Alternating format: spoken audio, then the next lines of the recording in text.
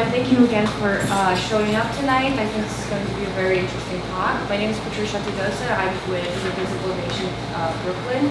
First of all, thank you so much to the Ethical Society for providing this space and working with us to accommodate us. They've also been amazing enough to accommodate us for our regular meetings, which are going to start happening in this location every third Wednesday every month. So if you want to come join us, want to learn what Indivisible Nation BK is all about, you are welcome to come here Wednesday nights. Can you hear me now? Sorry about that. So Indivisible Nation, just to, really quickly, if you're not familiar, I see a lot of familiar faces. If you don't know who we are, we were formed right after the election, or after the inauguration. We came together to try to address everything that's been happening in this country. Originally, we started out with opposing nominations by the Trump administration. Thanks. You guys actually I think with your hands on it, that's the problem. But we've existed since then. We operate in Brooklyn. We have a wide network that extends well past Brooklyn, and I'd say we definitely work with the Indivisible network nationwide as well. So I would hope that you would check us out. We're online and on Facebook and a lot of other places that you can certainly find us. So we are really grateful to have Lincoln here tonight. Lincoln has been doing a lot of work internationally around democracy, so this is going to be really interesting. I'm going to read his biography really fast so that we know exactly who he is. He is a scholar and practitioner who has worked on and written about democracy all over the world. He's an author of 4 books, including The Democracy Promotion Paradox, which was released by Brookings in 2016. He was written numerous policy articles, opinion pieces, and blogs on U.S. foreign policy, democratic development, democratic rollback, and the former Soviet Union. Lincoln has worked on all of these issues in dozens of countries around the world. In addition, he's taught at Columbia, Brown, the Georgia Institute for Public Policy in Tbilisi, and several campuses of the CUNY system. And he has spoken and taught many courses at numerous colleges and universities in the U.S. and in the former Soviet Union. He's worked in political campaigns here in the United States in various capacities beginning in the 1980s. You can learn more about him at his website, which is lincolnmitchell.com, and also follow him on Twitter at lincolnmitchell. Also, we are recording this speech tonight. Thank you, Mike. And we will post this on our YouTube website. The PowerPoint that we are not going to be showing tonight, I'm going to be emailing it out to everybody who RSVP'd. And last thing, we will have a section for questions. So if you have questions, keep them in mind for the end, and Lincoln will answer them.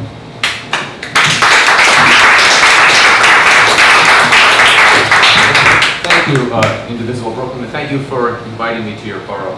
I live in Manhattan, so it's always fun to come out here. So we live in this very weird world now, and one of the things that is weird about this world is that if you wrote a term paper about Russia when you were in middle school or high school, you can now go on CNN and talk about the world and current affairs like you know everything. I did actually take a Russian history course in high school.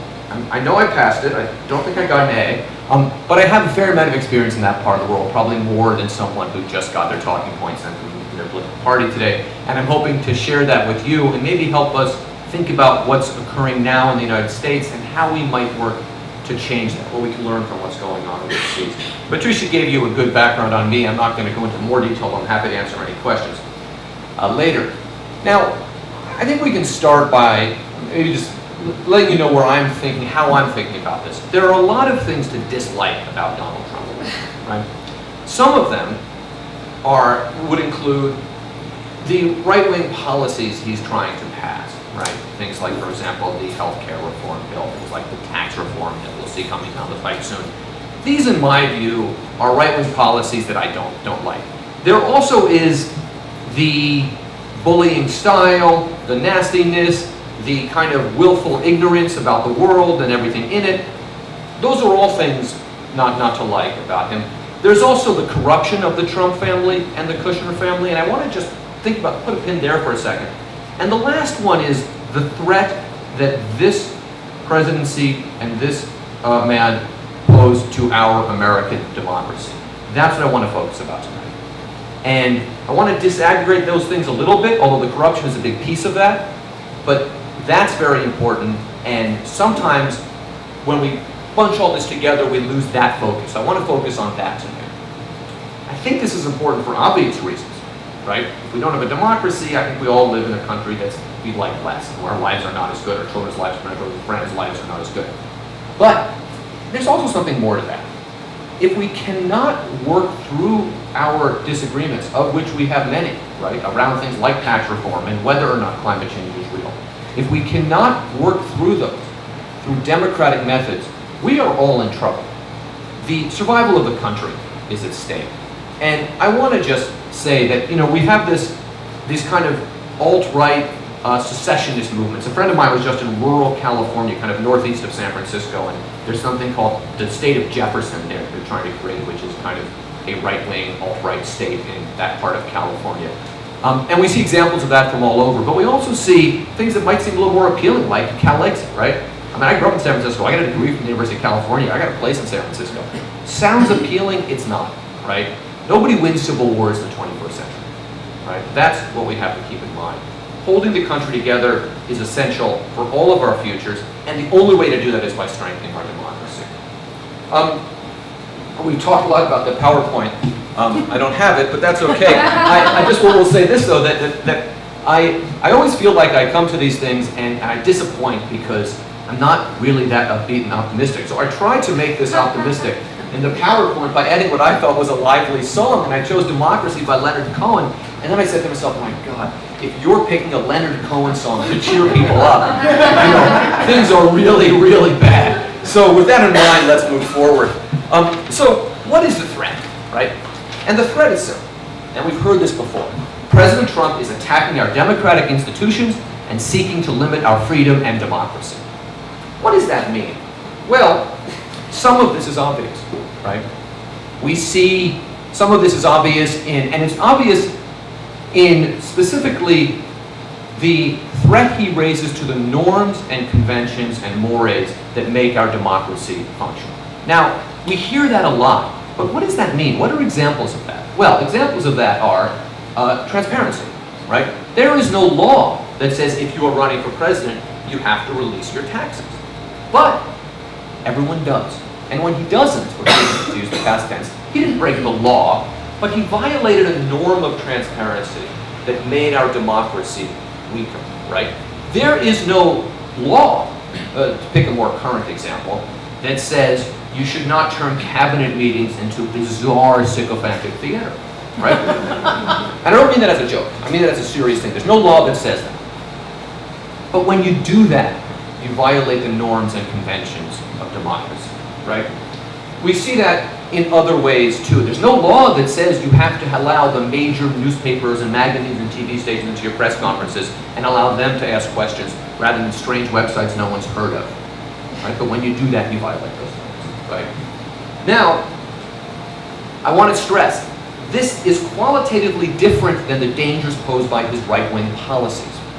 You're allowed to oppose both of them and dislike both of them. Many of us do, but not everyone does. Some people might be comfortable with a different healthcare policy. Some people might not believe in climate change, might not believe in marriage equality, but they believe in the basic fundamentals of democracy because they know that sometimes they're going to need those democratic institutions.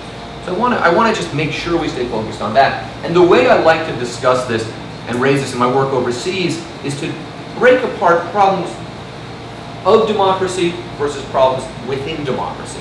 A problem within democracy is what should the marginal tax rate on the wealthiest Americans be? A problem within democracy is what should our environmental policy be? Should we address ways to produce less carbon, or should we just ignore it and hope it goes away? You can have an opinion on that either way. That's a problem within democracy. A problem of democracy is, should we have freedom of the press? Should we, to use Trump's indelicate phrase from the presidential campaign, should we look at opening up libel laws? We don't even have federal libel laws, right? But that's a problem of democracy. A problem of democracy is voter suppression. Now that's a little bit of both. There's a gray area here. That's a little bit of both.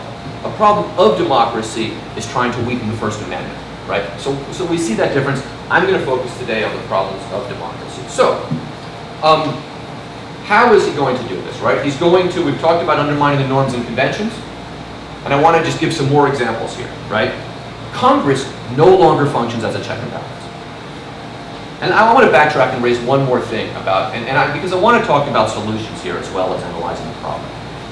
A solution, if you want to understand the threat, is when you wake up in the morning and you listen to the radio or you pick up, your reader and you look at the newspaper online, whatever newspaper you read, and you say, oh, what is going on here? This is terrible. What are we going to do?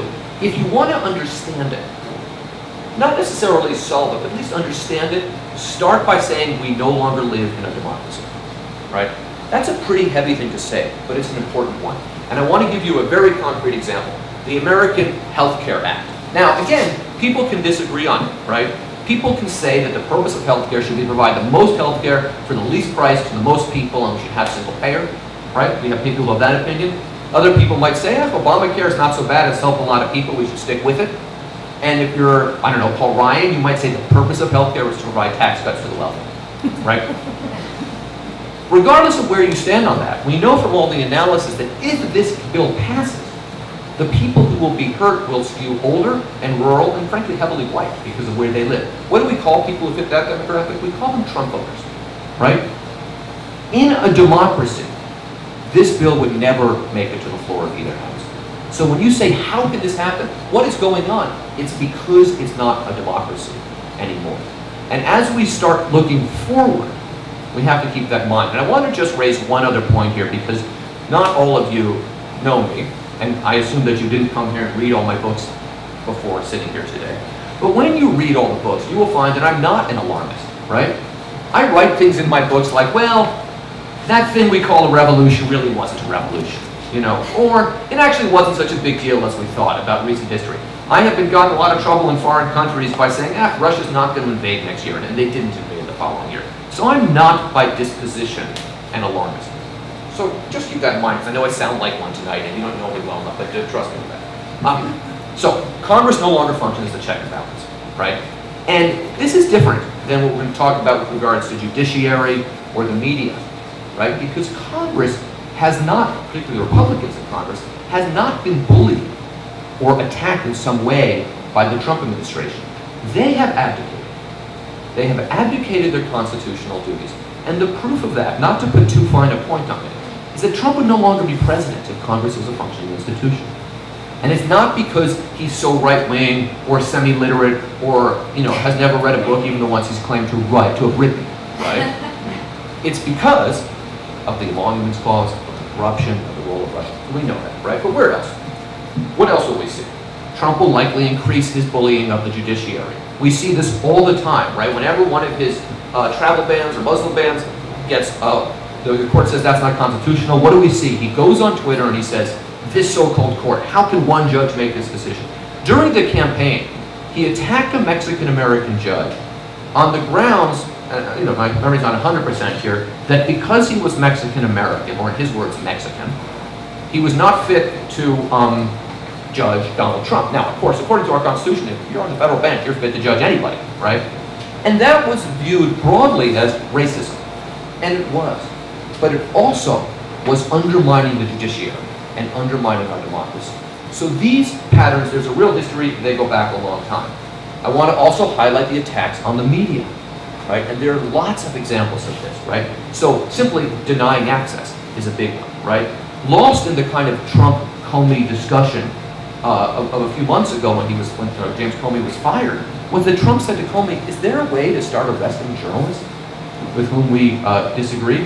That's a rather serious problem of our notion of freedom of the media, right? So we're seeing more and more of this. We will continue to see more of this, whether it's access, whether it's bullying, and perhaps the most obvious example is calling the media the enemy of the people, right? In the United States, there are no enemies of the people. Your views on Donald Trump notwithstanding. The media is certainly not an enemy of the people, and language like that is the language of the worst authoritarians, right? So that's another example. And lastly, because it's important, is that the well to which Donald Trump will always go back is bigotry and division, because that's what made him president, and that's all he can deliver. He's not going to bring coal mining jobs back. He's not going to make America great again. Right? I was actually just in Canarsie, so this is a long Brooklyn day for me. I was in Canarsie at the American Legion field. There were 6 baseball fields. One of them was being used, and I said, Donald Trump will make America great. These will all be used. Okay. So, I want you to indulge me for 5 minutes, because you can take the overeducated dude out of academia, but you can't. So I'm going to be a political scientist here for a few minutes and talk about some language. The language that I prefer to use for what we are seeing in the United States is democratic rollback. And the reason for that is it leaves the outcome open-ended. We don't know where we're going to end up, but we know what's going on. It also is a phenomenon that we have seen in other parts of the world and continue to see in other parts of the world, whether it's Russia over the last decade, whether it's parts of Eastern Europe, Poland, we've seen it, Hungary, etc. in recent years. We've seen this in various parts of the world. We can place it in a context, right? But also, I want to stress, there's a lot of political space between democracies and fascism, right? Using the term fascism to describe what's going on is inaccurate and destructive. And there are several reasons for that. First of all, building a fascist regime is difficult, right? It requires an energy, an intellect, a commitment that we simply do not have in our present. That may be our saving grace here. That may be what saves the United States, but it is true. You know, in Chicago 8, which became Chicago 7, Abby Hoffman, they were accused of being conspiracy to incite a riot, and Abby Hoffman famously said, "Conspiracy, we couldn't agree on lunch." And I'm a little bit reminded, these people don't have the organizational ability to build a fascist state. However, there are many outcomes. And also, when you talk about fascism, you make your arguments too easy to throw out, right?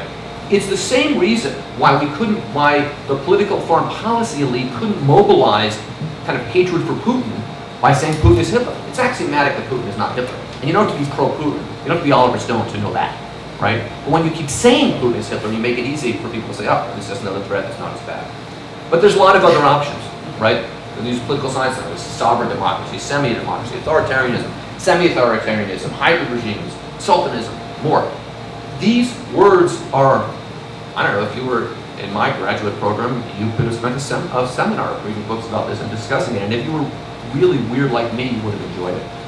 We're not going to do that here. But I am going to say where I think this is going to end up, because that will help us figure out how not to get there. And where this is heading is what in the literature is called sultanism. I don't like that term because it's kind of a little bit, it comes at a different time. It sounds a little racist. But it's kind of informal semi-authoritarianism, right? So what does that mean? And I want to focus on this because we can stop this if we know where we're going. And this is where I believe we're going. Semi-authoritarianism means a regime where the democratic institutions exist to keep the party in power, to keep the leadership in power. The most obvious of these is elections, and if you're thinking a few steps ahead of me now, you're saying, what about our elections? And we're going to get back to that, right? But that's critically important. Secondly, in a semi-authoritarian regime, it is informal because political power is not based on your job title, right? Does anyone think Rex Tillerson is one of the 5 most people making foreign policy in Washington today? If so, you don't know what's going on. Right? What matters is how close you are to Donald Trump. And in these kind of regimes, closeness, family ties, right? So what we are seeing with Ivanka and Jared is straight out of the Azerbaijan playbook, for example, right? This is not new. And thirdly, and most importantly, authoritarianism, and this we're going to get back to this, I want you to think about this. Authoritarian, semi-authoritarian regimes in the 21st century, with a few exceptions, aren't ideological. There's nothing ideological driving Putin, driving Aliyev, driving the Cambodian regime, right? What is driving these regimes? 2 goals. What are the 2 goals that Putin shares with Russia, Trump in the United States, the Aliyevs in Azerbaijan, and you can pick a few other countries around the world? What are the 2 goals? 1, today is Wednesday, right? They want to be in power Thursday, right? And Thursday, they're going to want to be in power Friday. And if they're really forward thinking, they're going to want to be in power next Friday. So staying in power. And the second one is stealing as much money as you can.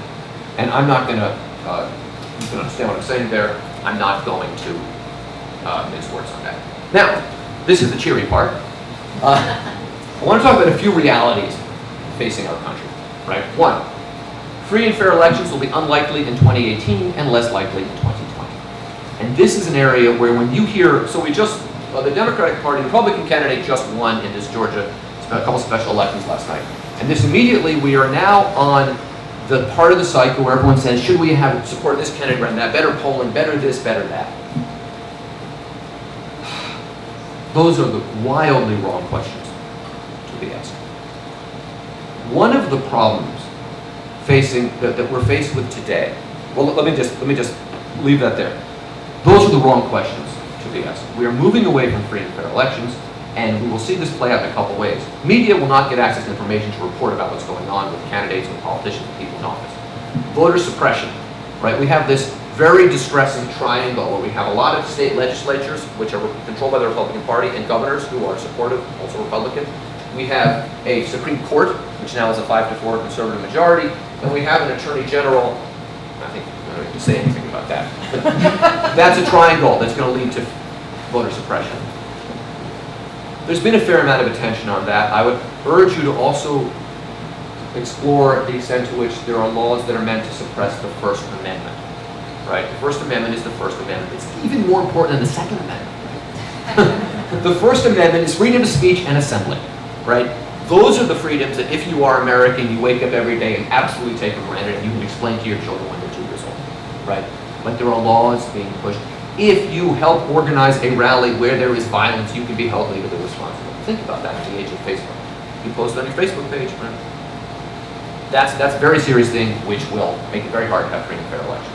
If you have a moment, go back and read the reports on the International Election Observers about 2016. They weren't so confident about that, and either. The electoral map in 2018 is not good, right? We hear a lot about this. It's worth noting 25 of the 33 or 34 senators who are up are Democrats. So if they win 25 of those seats, the Democrats don't pick up any seats. There are not as many. Most of the people in the districts that look like they would be vulnerable in the House are actually incumbents who are pretty strong. So it's going to be a tough year. Now I'm going to get even less cheery. The GOP has been captured by Trump, right? Not entirely, not 100%, but close enough, right? The notion that there is some never Trump faction out there, Jeb Bush and Mitt Romney and John McCain on 3 matching white horses are going to come in and save the day is kind of bizarre fantasy at this point. Nothing more than that. So just get that idea out of your head. Again, his failure in economic promises will lead to more hatred and more division, but that will also lead to the bullying and the threats and the violence, right? So the union leader in Indiana, who was threatened by people because he said, you're not actually saving any jobs. If any of you are active on Twitter and happen to have a Jewish surname, or in my case, a Jewish middle name, you've received that already, right? I've been an outspoken critic of politicians for many years.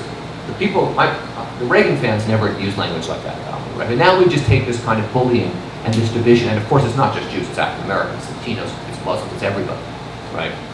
That is now part of the political fabric of the United States, and it will continue. The next point is kind of a weird one. Trump is very unbalanced, erratic, likely to stumble into a national crisis, and that's a wild card. That might actually be good, right? Because he's not able to do a lot of these things. But the degree of his mental incapacity is something we don't know for sure, but is worth thinking about for him. Not in a way to make fun of him, right? But this affects how government works in a couple of ways. Something just to think about. First, if you are in government, right, if you work in the White House, these folks are spending much more of their time covering for him, trying to explain things to him, than they will ever let on. Right? And I want to raise another issue about democracy here. I heard an interview with Linda McMahon, who is the Small Business Administration. And, she's a conservative business person who is trying to promote business from that perspective in the United States. Linda McMahon is somebody who could have been appointed by any Republican president. And one way to think about the difference between problems of and problems within democracy are there things that Trump does that any Republican could have appointed somebody who is a climate change denier to the EPA. That's not uniquely anti-democratic, uniquely Trump. That's a state of the Republican Party thing. But Linda McMahon in this interview said, I had this conversation with Donald Trump and we talked about ways to do this and that. That's not true. Don't believe her. Believe what you see every day, which is he's not capable of having that conversation. Right? I've heard Democratic politicians say that too. When I talked to him, he was very articulate. I think that's not true. Why are they saying that? And why do I care so much? I care because I want you to understand when they are saying that, that is their expression of denial about how bad things are.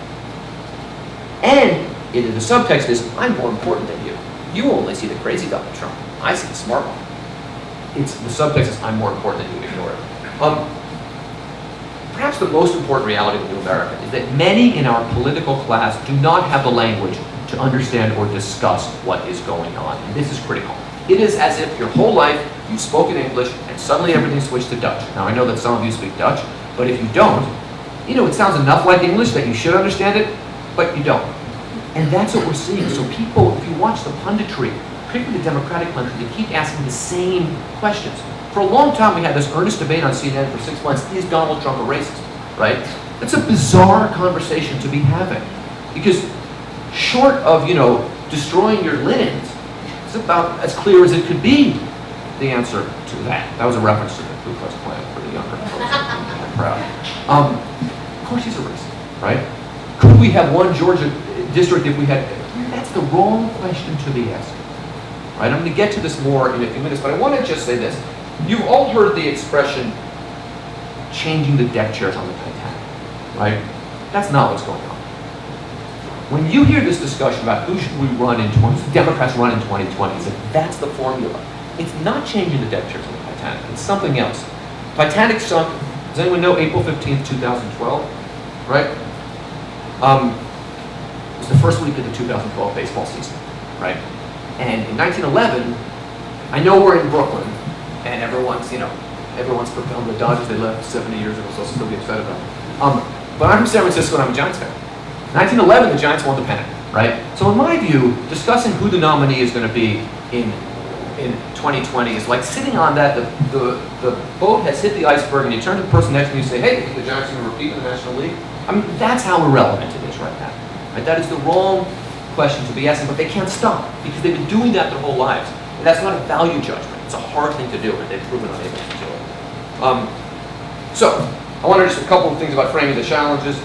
The first, we have a much stronger democratic culture than many countries in similar situations. We have a strong civil society. We are still doing things like gathering in this room, rooms like this all over the country. We are still have massive demonstrations from time to time. We have attorneys going out for free and helping people who are being harassed because of laws that are being passed throughout the country. This is civil society's finest moment in a generation, and because of that, we'll probably be under attack soon. We are also more divided than many countries, right, in similar situations. Countries that are this divided generally don't make it, right? That is what we are up against, right? And we have a president who gets that very well. And when everyone in this room, when we get up tomorrow and see the latest horror on, when we pull up the website of whatever media, wherever you get your media, we're all going to be upset, right? That is a political victory. That is a deliverable for Donald Trump. That is the state of division in the United States. He can't deliver anything else. But if he can get people like us angry, that is a deliverable. That speaks to the division. That's a real problem. What do we expect going forward? Talking about some of this, the administration will seem scattered and unfocused. That's probably a good thing. We will see more of the violence, more of the threats, right? It's going to be, and Trump will do it in a way that where he can say, well, I just wrote a tweet. It's not my fault that then somebody threatened to attack somebody, then somebody did attack somebody, that Mexican person got beat up, that woman got harassed, that Muslim person got beat up because she was wearing a head all of that, right? That will be constant, right? We have seen it, we will see more of it. The last point here, and this is, if you're going to take 2 or 3 pieces away from this, this is one of them, and this is, I think the thing where people kind of look at me like I'm the craziest, but I had a discussion with a guy who does similar work than me, I saw him when I was last in California.